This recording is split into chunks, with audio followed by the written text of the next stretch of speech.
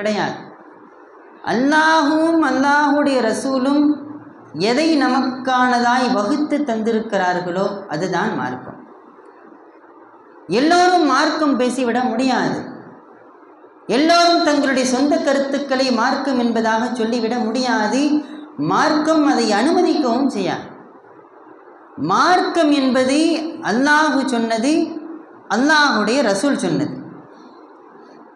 அது அல்லாஹு ரசூலுடைய வார்த்தைகளுக்கு அப்பாற்பட்டு ஒரு விஷயம் இருக்குமே ஆனால் அது தடுக்கப்பட வேண்டியது என்றார்கள் முஹம்மது ரசூலுல்லாஹி ஸல்லல்லாஹு அலைஹி வஸல்லம்.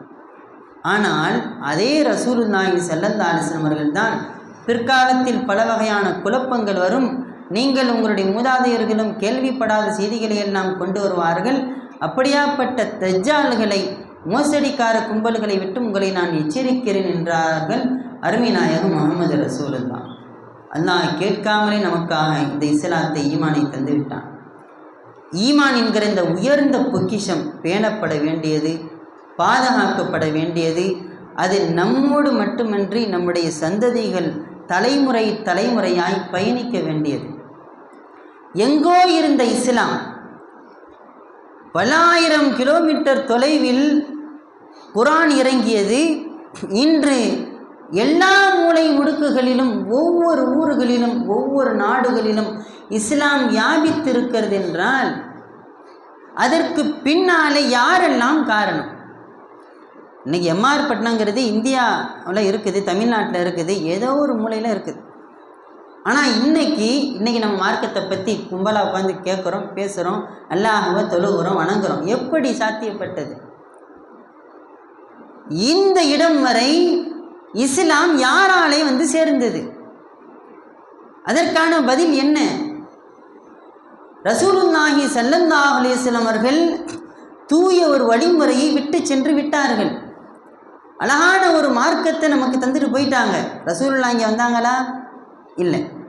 சஹாபாக்கள் வந்தாங்களா? இல்லை. ஆனால் அவர்களெல்லாம் இஸ்லாத்தின் அடிப்படை தூண்கள். பேஸ் மட்டம் பில்லர் ஸ்ட்ராங்காக இருந்தால் தானே பில்டிங் ஸ்ட்ராங்காக இருக்கும். இன்று உலகம் முழுக்க இஸ்லாம் வியாபித்திருக்கிறது என்றால் அதற்கு பின்னாலே முஹம்மது ரசூலுல்லாஹி ஸல்லல்லாஹு அலைஹி வஸல்லம் அவர்களுடைய தியாகமும் சஹாபாக்களுடைய உச்சபட்ச தியாகமும் தான் காரணம். அதற்கு பின்னாலே நம்மவர்களுக்கு இஸ்லாம் வந்து சேர்ந்தது யாராலே என்று நீங்கள் ஆய்வு செய்து பார்த்தீர்களேயானால், இன்றைக்கி நம்ம தமிழ்நாட்டில் இருக்கிறோம். தமிழகத்தில் இஸ்லாம் யாராலே உள்ளே நுழைந்தது அப்படின்ட்டு உலகத்தினுடைய சமூக ஆர்வலர்களிடத்தில் கேட்டு பாருங்கள். அவர்கள் சொல்லுகிற வார்த்தை, இன்றைக்கி கடற்கரை ஏரியா, இதெல்லாம் நம்ம ஊரெலாம் கடற்கரை ஏரியா தானே, நாமெல்லாம் கண்டுகொள்ள முடியும் ஈஸியாக இஸ்லாம் யாராலே வந்துச்சுண்டு. ஆக இஸ்லாத்தை கொண்டு வந்து தந்தவர்களை மாண்புபடுத்த வேண்டியதும் கண்ணியப்படுத்த வேண்டியதும் தான் நம்முடைய கடமை. அவர்களை மதிக்க வேண்டியது. ரெஸ்பெக்ட் என்கிற அந்த வார்த்தை, மரியாதை. காரணம், நமக்கு இஸ்லாத்தை கொண்டு வந்து தந்திருக்கிறாங்க. ஏதோ காசு பணத்தை தந்தால் கூட அது தீர்ந்து போயிடும். ஒரு நல்ல ஒரு விஷயத்தை தந்தால் எல்லாமே தீர்ந்து போயிடும். அதையெல்லாம் தாண்டி ஈமான் என்கிற உயர்ந்த பேற்றை நமக்கு தந்திருக்கிறாங்களா இல்லையா? ஈமான் என்கிற அருட்கொடையை கொண்டு வந்து தந்தவர்கள் எவர்களோ அவர்கள் மரியாதைக்குரியவர்கள், அவர்கள் கண்ணியத்திற்குரியவர்கள், அவர்கள் மதிக்கப்பட வேண்டியவர்கள் என்பதுதான் இஸ்லாம் சொல்லித் தருகிற வழிமுறை. காலப்போக்கில் பல்வேறு நபர்கள் பலுமாறியாக திரித்து பேசினாலும் சத்தியம் எதுவாகினும் அதை உறக்கச் சொல்ல வேண்டுமா இல்லையா? அந்த அடிப்படையில் இஸ்லாம் நமக்கு எப்படி வந்து சேர்ந்தது அப்படிங்கிறத நம்ம முதல்ல தெரிஞ்சுக்கிறோம். நீங்கள் நம்மலாம் முஸ்லீமாக இருக்கிறோம், நம்மளுக்கு சாதாரணமாக இஸ்லாம், நம்முடைய அம்மா அப்பா அப்படி முஸ்லீம் ஆகிட்டாங்க. எப்படி இஸ்லாம் வந்துச்சு? இந்தியாவுக்குள்ளே எப்படி இஸ்லாம் வந்தது? தமிழகத்தில் எப்படி இஸ்லாம் வந்தது என்கிற வரலாறுகளை எல்லாம் நம்ம தெரியணுமா இல்லையா? நமக்கு இஸ்லாத்தை கொண்டு வந்து சேர்த்தவர்களுக்கு நாம் செய்ய வேண்டிய பிரதிபலன் ஒரு நன்றி கடன். அவர்களுக்கு நாம் ஒன்றும் கொடுக்க தேவையில்லை, மரியாதை மட்டும் கொடுத்தா போதும். நம்மளை விட பெரியவங்க இல்லையா? இப்போ என்னை விட வயசானவங்க ஒருத்தவங்க இருக்கிறாங்க, இந்த வயசானவங்க இருக்கிறாங்க அப்படின்னு சொன்னால் அவங்கள மதிக்கணும்னா. ஏன்? இஸ்லாம் சொல்லித் தருகிற மரபு அது. ஒருத்தர் 60 வயசாக இருந்தால் நானே அவனை மதிக்கணுமா அப்படின்னு கேட்கக்கூடாது. ஒருத்தவருக்கு 50 வயசு 50 வயசாகிட்டா எனக்கு முன்னாடி நீ பிறந்துட்டா பெரிய ஆளா அப்படின்னு கேட்டுறக்கூடாது. காரணம், எனக்கு முன்னாடி அவங்க பிறந்துட்டாங்க, எத்தனையோ நன்மைகளை செஞ்சுருப்பாங்களா இல்லையா? நான் தொழாத தொழுகைகளை அவங்க தொழுதிருப்பாங்களா இல்லையா?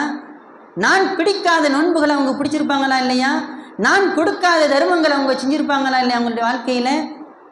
எனக்கு 30 வயசு 60 வயசு ஒருத்தவங்க இருக்கிறாங்கன்னு சொன்னால் என்னை விட டபுள் மடங்கு அவங்க அமல் செஞ்சுருப்பாங்க. அதற்கு தான் மரியாதை. அப்படியாகின் நமக்கு முன்னால் வாழ்ந்த முன்னோர்களே, அவர்கள் சஹாபாக்களாக இருக்கட்டும், நபிமார்களாக இருக்கட்டும், நல்லவர்கள், அவர்களை மதிக்கிறது கடமையா இல்லையா? நமக்கு இஸ்லாத்தை கொண்டு வந்து சேர்த்த நபிமார்களையும் சஹாபாக்களையும் இறை நேசர்களையும் மதிப்பது நம்முடைய கடமை. அவங்கள போய் கும்பிடுங்க நம்ம சொல்ல கிடையாது. கும்பிட தப்பு, அது ஷிர்க். அல்லாஹ் ஒருவன் தான் வணக்கத்திற்கு தகுதியானவன். லா இலாஹ இல்லல்லாஹ். என்ன அர்த்தம்? அல்லாஹ்வையன்றி வணக்கத்திற்கு தகுதியானவன் வேறு எவரும் இல்லை. இதில் முழுமையாய் நம் வாழ்வின் கடைசி நிலை வரை அல்லாஹ் ஒருவனை என் எஜமான், அவன் ஒருவன் தான் என்னுடைய ரப்பு என்பதில் ஆணித்தரமாய் இருக்கணும். அதில் கிஞ்சிற்றும் சற்றும் சருகுதல் வந்தால் அல்லாஹ் பாதுகாக்க வேண்டும், நம்முடைய வாழ்க்கை மோசமாகிவிடும். இஸ்லாம் சொல்லித் தருகிற வழிமுறை அல்லாஹுவை வணங்க வேண்டும், அவன் தூதர்களையும் அவன் நேசர்களையும் மதிக்க வேண்டும், பெரியோர்களை மதிக்க வேண்டும், முன்னோர்களை மதிக்க வேண்டும். அருமை நாயகம் முஹம்மது ரசூலுல்லாஹி ஸல்லல்லாஹு அலைஹி வஸல்லம் அவர்கள் நமக்கு காட்டி தந்த வழிமுறை அதான். நம்முடைய அம்மா அப்பா மதிக்கணும், நம்ம ஊரில் உள்ள பெரியவங்களை மதிக்கணும், நம்முடைய ஜமாத்தார்களை மதிக்கணும், நம்முடைய முன்னோர்களான இறைநேசர்களை மதிக்கணும், நம்முடைய முன்னோர்களான இமாம்களை மதிக்கணும், நம்முடைய முன்னோர்களான சஹாபாக்களை மதிக்கணும், நபிமார்களை மதிக்கணும். மதித்தல் என்கிற வார்த்தை இருக்கே, அது எல்லோராலையும் ஏற்றுக்கிற முடியாது. காரணம் என்ன தெரியுமா? இப்லீஸ் இருக்கிறானே, இப்லீஸ் அவன் ஆரம்பத்தில் எப்படி இருந்தான் தெரியுமா? மலக்குமார்களுக்கெல்லாம் தலைவனாக இருந்தான், ரயீசுல் மலாயிகா. இப்லீஸ் மலக்குமார்களுக்கெல்லாம் பாடம் நடத்தும் ஆசிரியனாக இருந்தவன். இன்னைக்கு சபிக்கப்பட்டு போயிட்டானே, இன்னைக்கு அல்லாஹுடைய சாபத்திற்கு ஆளானவனாக மாறிட்டானே. என்ன காரணங்க? அவன் அல்லாஹ் வணங்க மாட்டேன்னு சொன்னானாகும். அவன் சொன்ன வார்த்தை என்ன தெரியுமா? அல்லாஹ் கேட்டான், அல்லாஹ் ஆதம் அலைஹிஸ்ஸலாத்தை படைச்சிட்டு அல்லாஹ் சொன்னால் எல்லா மலக்குமார்களையும் பார்த்து எல்லாரும் சிரம் தாழ்த்துங்கள். சிரம் தாழ்த்துறதுன்னா சஜிதா செய்கிறதில்லை, ஒரு மரியாதை, ரெஸ்பெக்ட். சுஜூதை இன்னைக்கு நான் தஃசீரில் கொடுப்பாங்க. அப்படின்னா ரெஸ்பெக்ட் பண்ணுறது. அவங்க ஆதம் அலைஹிஸ்ஸலாத்துக்கு மரியாதை கொடுன்னு அல்லாஹ் சொன்னான். அவன் சொன்னான், நான் ஏன் கொடுக்கணும்? சொன்னது யார்? அல்லாஹ் சொன்னான். அப்போ அல்லாஹ் சொன்னால் மதிக்கணுமா இல்லையா? அவன் அல்லாஹ்கிட்ட வாதம் பேசினான். அல்லாஹ் உன்னை நான் வணங்க மாட்டேன்னு அவன் சொல்லலை. அல்லாஹ் மதிக்க சொன்னவனை மதிக்கலை. அல்லாஹ் யாரை மதிக்க சொன்னானோ அவங்கள மதிக்காததின் விளைவு அவன் சபிக்கப்பட்டவனாய் மாறிப்போனான். ஆக இதில் நமக்கு பாடம் என்னவென்று சொன்னால், மதிக்கப்பட வேண்டியவர்கள் மதிக்கப்பட வேண்டும். நம்முடைய முன்னோர்கள், அது நம்முடைய தாய் தந்தையாக இருக்கட்டும், அல்லது நம்ம ஊரில் வாழ்ந்த முன்னோர்களாக இருக்கட்டும், அல்லது நம்முடைய இறைநேசர்களாக இருக்கட்டும், சஹாபாக்களாக இருக்கட்டும், நபிமார்களாக, அவங்க எல்லோரையும் மதிப்பது நம்முடைய கடமை. அவர்களை மதிக்க மாட்டேன்னு சொன்னால் அல்லாஹ் பாதுகாக்கணும். மதிக்கணும். நல்லோர்களை மதிச்சொன்று வச்சுக்கிறேங்க, நாயாக இருந்தால் கூட சொர்க்கத்துக்கு போக முடியும். அல்லாஹ் குர்ஆனில் சொல்கிற வாசகம் அது. அல்லாஹ் குர்ஆனில் பட்டவர்த்தனமாய் தெல்ல தெளிவாய் பேசுகிற வரலாறு அது. ஃபஜ்ர் தொழுகிறோம். ஒவ்வொரு நாளைக்கு வெள்ளிக்கிழமை முக்கியமான ஒரு சூறா ஓதுவோம். யாசின் சூறா, பள்ளியாசில் ஓதுறோம். பொதுவாக வெள்ளிக்கிழமை ஓதப்படக்கூடிய முக்கியமான ஒரு சூறா என்ன சூறா? கஹஃப் சூறா. ஓதுறோமா இல்லையா? சூறா கஹஃப். சூறா கஹஃபில், கஹஃப்னு சொன்னால் குகைன்ற அர்த்தம். அல்லாஹ் குகைவாசிகளை பற்றி பேசுகிறது. அஸ்ஹாபுல் கஹஃப், முன்னொரு காலத்திலே ஒரு வாழ்ந்த அரசன் தன்னை அல்லான்னு சொல்லி எல்லாரையும் நிர்பந்திச்சான். நான் தான் கடவுள்னு எல்லாரையும் சொல்ல சொல்லி வம்புழுத்தான். எல்லா மக்களும் வேறு என்ன பண்ணுறது, அவனை பகைச்சிக்கிட்டா உசுறு போயிருமேன்ட்டு எல்லாரும் அவனை ஈமான் கொண்டுட்டாங்க, நீ தான் அல்லாண்டு நம்பிட்டாங்க. ஆனால் அந்த ஊரில் இருந்த 7 இளைஞர்கள் மாத்திரம், 7 இளைஞர்கள் ஊரை விட்டே ஓடி போயிட்டாங்க. எதுக்கு? தன்னுடைய ஈமானை பாதுகாக்க வேண்டும் என்று. என் ஈமானை நான் பாதுகாத்துக்கிறனும், நான் நரகவாசி ஆயிடக்கூடாது, அல்லாஹ் ஒருவன் தான் எஜமான், அதில் நான் சற்றலும் மாறிடக்கூடாது, திசை திரும்பிடக்கூடாதுன்னு ஊரை விட்டே ஓடி போயிட்டாங்க. போனவங்க அல்லாஹ்வுத்தாலா ஒரு குகைக்குள்ளே போனாங்க. போனவங்க தூங்கிட்டாங்க. தூங்கிட்டு எந்திரிச்சு வெளியில் வர்றாங்க. தூங்குறாங்க. தூங்கி அடுத்த நாள் விடியுது. எந்திரிச்சு வர்றாங்க. அதில் தலைவர் தம்லீஹான் ஒருத்தவர் இருந்தார். அவர் ஒருத்தவர்கிட்ட காசு கொடுத்து விட்டு நம்மளுக்கு சாப்பாடு ஏதாச்சும் வாங்கிட்டு வா அப்படின்னு சொல்லிட்டு அனுப்பிவிட்றாங்க. அவர் வர்றாரு கடைக்கு. பார்த்தா கடைக்காரவர் அந்த காசை வாங்கிட்டு பட்டி ஆச்சரியப்பட்டு போயிடுறார். இந்த கடைக்காரர் அந்த காசை பார்த்துப்பட்டு ஆச்சரியப்பட்டார். இது யார் தெரியுமா? வந்தவற்றை சொன்னார், 300 ஆண்டுகளுக்கு முன்னாலே வாழ்ந்த ஒரு நபர், 300 ஆண்டுகளுக்கு முன்னால் வாழ்ந்த ஒரு அரசர், அவர் காலத்தில் பொறிக்கப்பட்ட ஒரு நாணயம் உம்முடைய கையில் எப்படி வந்தது? அப்போ அவர் சொன்னார், 300 வருஷத்துக்கு முன்னாடி வந்தவரா? என்னங்க பேசுறிய? நேற்று அவர் மன்னராக இருந்தார், ஊரை விட்டு நாங்கள் ஓடி போனோம், நைட்டு தூங்கினோம், காலையில் எந்திரிச்சு வந்தோம் அப்படின்னு சொல்லலை. அப்படியா? எங்கே நீங்கள் மற்றவங்கெல்லாம் இங்கே அப்படிங்க கேட்கல. அவங்க கூட்டிகிட்டு போகிறாரு. அந்த குகைக்குள்ளே போனவங்க அப்படியே எல்லாரும் போயிடுறாங்க. நீண்ட ஒரு வரலாறுன்னு வச்சுக்கிறேங்க. இங்கே நான் சொல்ல வருவது அந்த 7 நபர்களோட அல்லாஹ் சொல்கிறான், சாமினுகும் கல்புகும். அந்த 7 நபர்களுடன் ஒரு நாயும் இருந்தது. நல்லோர்களுடன் நீங்கள் சேர்ந்தால் அது நாயாக இருந்தாலும் அல்லாஹ் வரலாற்றில் பதிவு செய்வான். அல்லாஹ் குர்ஆனில் பதிவு செஞ்சு வச்சிருக்கிறான். ஏன் நாய் எல்லாம் பதிவு செய்யணும்? நல்லோர்களுடன் இருந்தால் அது நாயாக இருந்தாலும் மதிக்கப்படும். நல்லோர்களுடைய சகவாசம் அது நாயாக இருந்தாலும் சொர்க்கம் வரை கொண்டு போய் சேர்க்கும் என்பதை எல்லாம் குர்ஆனில் எத்தனிக்கிறான். மட்டுமின்றி அந்த இறைநேசர்கள் 300 ஆண்டு காலங்களாய் மரணித்தும் வாழ்ந்து கொண்டிருந்தார்கள். இறைநேசர்கள் மரணித்தும் வாழ்ந்து கொண்டுதான் இருப்பார்கள் என்பதையெல்லாம் இந்த மாதிரி நிறைய சொல்லலாம். குர்ஆனில் நிறைய இருக்குது. நாம் அதுக்குள்ளே உள்ளக்கலனா போக விரும்பலை. நாம் சொல்ல வருவது அல்லாஹ் ஒருவன் தான் எஜமான். அவனை மதிப்பதும் அவனை வணங்குவது நம்முடைய தலையாய கடமை. உயிரே போனாலும், நாம் 2 துண்டுகளாக வெட்டப்பட்டாலும், நாம் தீயில் போட்டு கரிக்கப்பட்டாலும் அல்லாஹ் ஒருவனை தவிரவர் எவரும் கடவுள் இல்லை என்பதில் ஆணித்தரமாக இருக்க வேண்டும். அதே போன்று அல்லாஹுவாலும் அல்லாஹுடைய ரசூலாலும் மதிக்கப்பட்ட இந்த இஸ்லாத்தை நம்மவர்களுக்கு கொண்டு வந்து சேர்த்த நபிமார்களையும் சஹாபாக்களையும் இறைநேசர்களையும் மதிப்பது நம்முடைய கடமை. அவங்கள ரெஸ்பெக்ட் ஒன்றும் சொல்லலை. அவங்கள போய் கும்பிடுங்கன்னுலாம் நாங்கள் சொல்ல வரல. அவங்கள போய் வணங்குங்கன்னு சொல்ல, அது ஷிர்க்கு, அதை செய்யக்கூடாது. அவங்கள மதிங்க. இவர்கள் இஸ்லாத்திற்காக அரும்பாடுபட்டவர்கள்.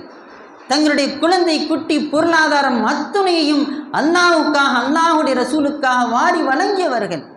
இங்கே அடங்கியிருக்கிறாங்க. யாருங்க இவங்க? எந்த ஊர்? தங்களுடைய குடும்பத்தையெல்லாம் விட்டுட்டு வந்து கிடக்கிறாங்களே. நம்முடைய முன்னோர்கள் அதை அறிந்திருந்தார்கள். அவர்களுடைய மாண்புகளையும் கண்ணியத்தையும் அறிந்திருந்தார்கள். விளைவுதான் உலகத்தின் எல்லா இடங்களிலும் நல்லோர்களுக்கான அடக்கஸ்தலம் புதுப்பிக்கப்பட்டது. காரணம், நல்லோர்கள் இருக்கிற இடத்தில் அல்லாஹுடைய ரஹமத் இறங்கிக் கொண்டே இருக்கிறது. ரசூலெல்லாம் மொதா போயிட்டாங்க ஸல்லல்லாஹு அலைஹி வஸல்லம். அவங்களுடைய தர்பாருக்கு விரும்புவோமா இல்லையா? அவங்க தான் மூத்தா போயிட்டாங்களே, ஏன் போகணும்? மூத்தா போயிட்டு எல்லாம் மண்ணோட மண்ணா போயிடுச்சு, எலும்பு கூட மிஞ்சாதுன்னு சொன்னால் ஏன் அந்த இடத்துக்கு போகணும்? அல்லாஹ் அங்கே அவனுடைய ரஹமத்தை இறக்கி கொண்டே இருக்கிறான். நபிமார்கள், நல்லோர்கள், சஹாபாக்கள், இறைநேசர்கள் அடங்கி இருக்கிற இடங்களில் அவனுடைய ரஹமத் பொழிந்து கொண்டே இருக்கும். அதனால்தான் அந்த அல்லாஹுடைய ரஹமத்துடைய மலையில் நாமும் நம்மை நினைத்து கொள்ள வேண்டும் என்கிற அடிப்படையில் தான் நம்முடைய முன்னோர்கள் இது போன்ற ஏற்பாடுகள்லாம் செஞ்சது. நான் சொல்ல வந்ததன் விஷயம், இன்னைக்கு கடற்கரை ஏரியாவெல்லாம் ஒவ்வொரு இடத்துலையும் பாருங்கள் இருக்கிறாங்களா இல்லையா இறைநேசர்கள். இவர்கள் தான் நமக்கான இஸ்லாத்தை கொண்டு வந்து சேர்த்தவர்கள். நபிமார்களும் சஹாபாக்களும் பல்வேறு நாடுகளிலும் பல்வேறு இடங்களிலும் சுற்றி திரிந்தார்கள். அவர்களுக்கு பின்பதாக நம்முடைய காலம் வரை இஸ்லாம் நமக்கு வந்து சேர்ந்தது இறைநேசர்களால் தான். இன்னைக்கு தமிழகத்தில் இஸ்லாம் உள்ளே வந்ததன் முக்கிய காரணம் இறைநேசர்கள் தான். அதை எவரும் மறுக்க முடியாது.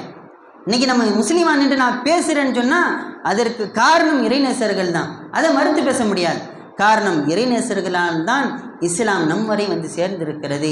அதற்கு நாம் பதிலாக அவர்களுக்கு செய்ய வேண்டிய ஒரே ஒரு நன்றி கடன் அவங்கள ரெஸ்பெக்ட் பண்ணுறது தான். மரியாதை கொடுத்தா போதும். முன்னாடி வாழ்ந்தவங்கன்னு அவங்களுக்குள்ள மரியாதையை நம்முடைய தாய் தந்தைக்கு கொடுக்குற மரியாதையை போல அவர்களை நல்ல முறையில் மரியாதையாக பேசினாலே போதுமானது. மற்றபடி நிறைய விஷயங்கள் அது சம்பந்தமாக பேச தேவையில்லை. அல்லாஹ் போதுமானவன். அல்லாஹ் தஆலா உலகத்தில் நம்மர்களுக்கு ஈமானை கொண்டு வந்து சேர்த்தவர்களை மதிக்கிற நல்ல குணம் கொண்டவர்களாய் நம் யாவரையும் வந்து ஆக்கியர் புரிவானாக. அல்லாஹ் தஆலா உலகத்தில் வாழ்கிற பொழுது அவன் ஒருவனை மாத்திரமே வணங்கி வழிபடக்கூடிய பாக்கியத்தையும் அவனுடைய மார்க்கத்தை நம் வரை எடுத்து சேர்த்த நம் வரை கொண்டு வந்து சேர்த்த சஹாபாக்களையும் இறைநேசர்களையும் மதித்து வாழும் பாக்கியத்தையும் அல்லாஹ் தஆலா நம் யாவருக்கும் தந்தல் புரிவானாக. நம்முடைய கல்புகளில் நல்லோர்களை, பெரியோர்களை, இமாம்களை, இறைநேசர்களை பற்றிய தவறான எண்ணங்கள் இருந்தால் அல்லாஹ் தஆலா அவைகளை எல்லாம் மன்னித்தல் புரிவானாக. அல்லாஹ்வை வணங்கி அவன் சொன்னவர்களை மதித்து வாழ்ந்து மரணிக்கும் நல்லதொரு நசீபை எல்லாம் நம்ம நேர்க்கும் தந்தல் புரிவானாக. வாஹிர் தவானா அல்ஹம்துலில்லாஹ்.